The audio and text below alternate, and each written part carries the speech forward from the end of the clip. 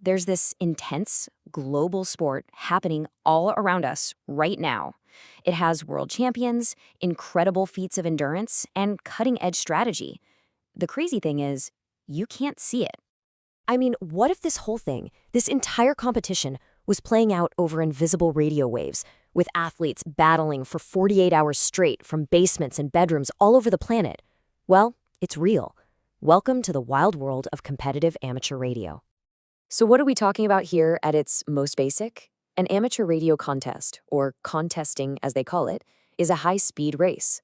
Operators, or hams, are trying to make contact with as many other people in as many different places as possible, all within a really strict time limit. And in this race, every second you waste on being polite is a second you're losing.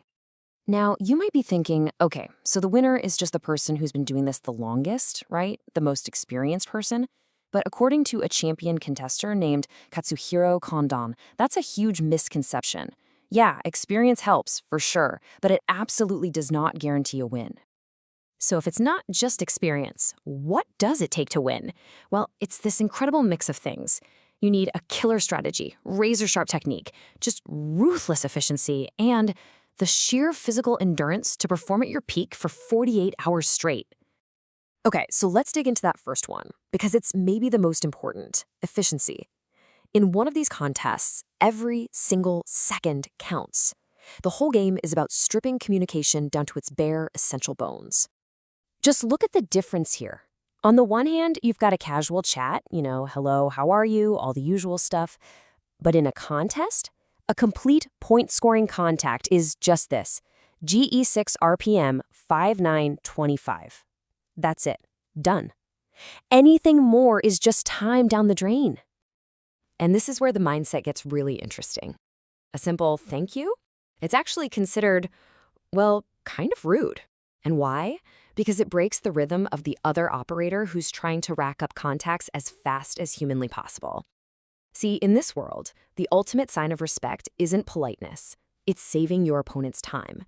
And to really get that, you gotta understand the two main ways people play the game. So you've got two main roles. First, you can be a run station. Think of it like a lighthouse. You find a clear frequency and just call out CQ contest, and let people come to you. The other option is to search and pounce, or SNP. That's where you're the hunter, scanning the airwaves, looking for those run stations. Most people, they just pick one strategy. But the pros? Oh, they do something completely different. Yeah, the pros don't just pick one. And this is where things get, well, they start to feel almost like a superpower.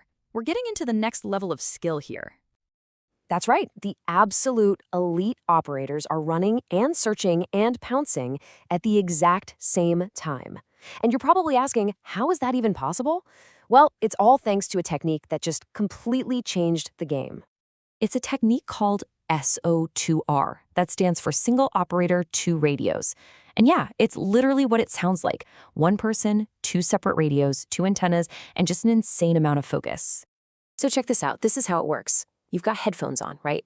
In your left ear, you're listening to your run frequency, just chugging along, working a steady stream of people calling you. But in your right ear, with your second radio, you're hunting for a rare station on a totally different band. The second you have a tiny gap on your run radio, bam, you transmit on the other radio, you snag that new contact, and then your brain has to snap right back to the run frequency. It's just extreme mental multitasking. And the absolute pinnacle of this skill, the thing the world champions do, is a technique called 2BSIQ.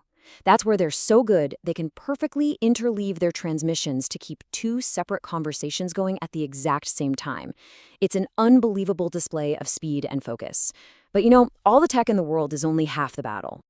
Because at the end of the day, when you're in a contest that runs for 48 hours straight, you realize the real opponent isn't some other station halfway across the world. No, it's the clock, it's sheer exhaustion, and it's your own mind. Competitors have a name for the hardest part of the race, the slog. This is that deep, dark part of the contest. Maybe it's 3 a.m. on Sunday morning, contacts have dried up, and every single minute feels like an hour. It is a pure test of your mental will to just keep going. And what fuels the slog?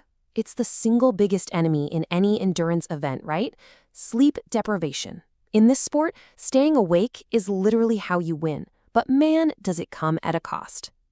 Kandau talks about how extreme sleepiness can actually cause auditory and visual hallucinations. So the key to survival isn't just being tough, it's being smart. He figured out that long naps just made him feel worse, so the best strategy? These hyper-short power naps. We're talking just 5 to 15 minutes, just enough to reboot your brain so you can keep going. And what happens when even those power naps aren't cutting it? Well, that's where caffeine comes in. Kondo relies on caffeine tablets, sometimes up to 500 milligrams a day. Now, to put that into perspective for you, that is like chugging 5 strong cups of coffee. And that's not for fun, that's just to stay in the game. So, all of this, right? The multitasking, the sleep deprivation, the caffeine, it all brings us to the biggest question. Why? I mean, why would anyone push themselves this hard? Why build a crazy complex station and fight off hallucinations in the middle of the night? For a hobby? Well, the answer is surprisingly human and relatable.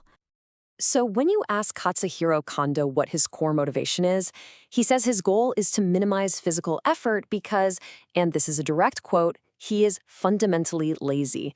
And that right there, that's the brilliant, beautiful paradox at the very heart of this competitive mindset.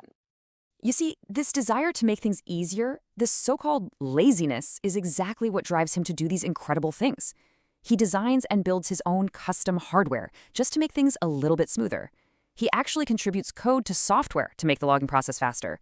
He practices every single day to build up that automatic muscle memory so his body can just do it, even when his mind is completely fried. So, what starts out as this desire for laziness, it transforms into this never-ending quest for improvement. It's really about optimizing a system where the main component is you. It turns what looks like a simple hobby into a deep, profound science of human performance. And you know what? This kind of intense dedication to mastering a craft, it's everywhere, often hidden in plain sight. You see it in speedrunning video games, in competitive Excel spreadsheets. Seriously, in any little niche where people are pushing the absolute limits of what's possible. And that just leaves us with one final thought to chew on. What's the invisible sport in your world?